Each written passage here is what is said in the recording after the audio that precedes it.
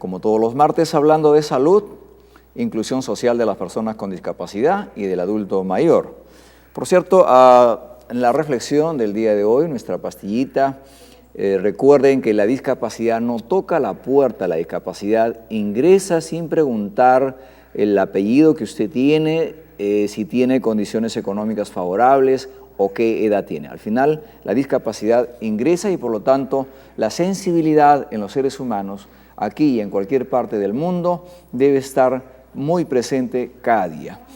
En cuanto a la información que obra en nuestra mesa esta mañana, en la información de trabajo, de hecho está lo referido al Consejo Nacional para la Integración de las Personas con Discapacidad, el CONADIS, quien ha suscrito el día de ayer un convenio con el Sistema Metropolitano de la Solidaridad llamado SISOL, es decir, el Sistema de Salud, representado en este caso por el magíster Wilfredo Guzmán por parte de CONADIS y por parte del SISOL la doctora Sarela Solís Vázquez.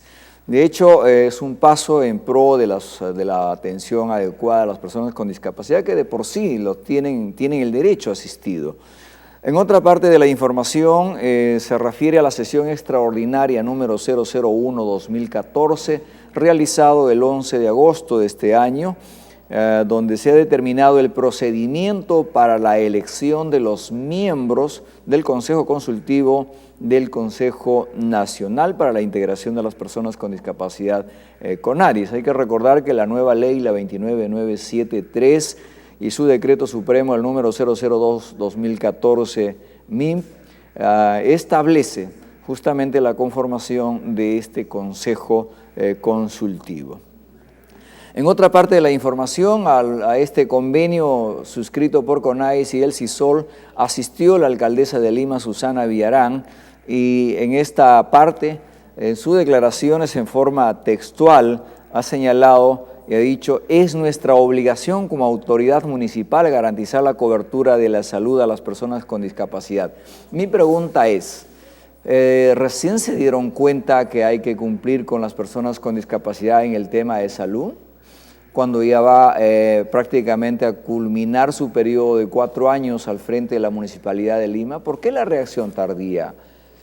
¿Acaso esto no se vio hace 2 años o 3 años atrás? En fin, lo vamos a dejar allí. Por otra parte, Susana Villarán ha señalado que la Municipalidad Metropolitana de Lima sí cumple con el 5% que establece la Ley 29973 en cuanto a la contratación de personas con alguna discapacidad. Y ha dicho además que en Lima Metropolitana hay 580.000 personas de la tercera edad, la que equivale a un 36%, ha señalado Susana Villarán.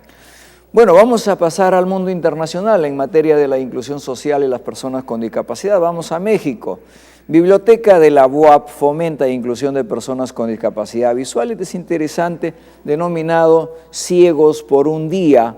Durante el día 29 de agosto han invitado a la sociedad en general a ponerse obviamente una venda a los ojos y caminar por un día en calidad de invidentes, es decir, que entiendan por un día qué significa el riesgo de quedarse con una discapacidad visual. Me parece interesante esta forma de sensibilizar a la comunidad en general. Pregunto, ¿qué hacen nuestras universidades en el Perú, primero en materia de accesibilidad para que puedan estudiar las personas con discapacidad?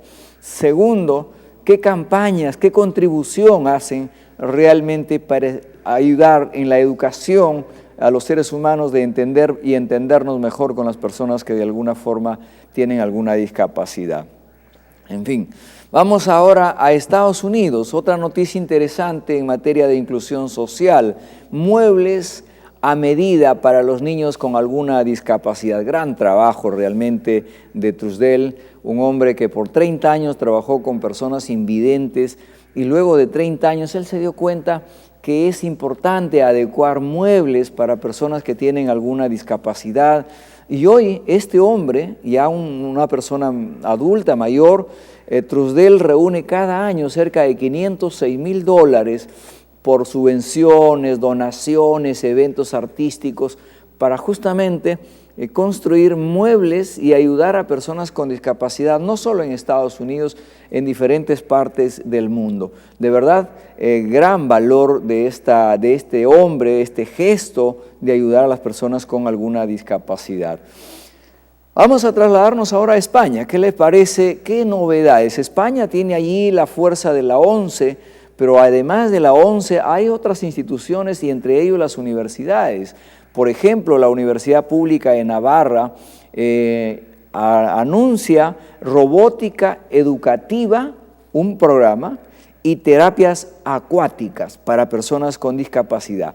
Me parece sumamente interesante.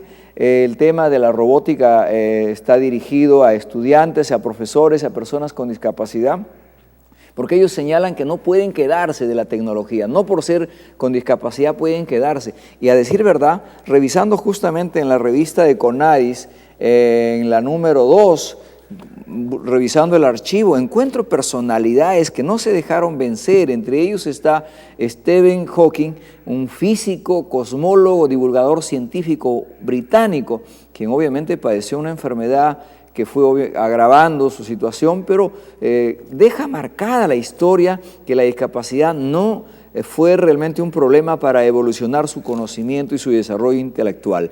Otro de ellos, Franklin Roosevelt, fue un político estadounidense brillante en su carrera política que se vio interrumpida por su padecimiento de poliomielitis, que le significó quedar parcialmente paralítico.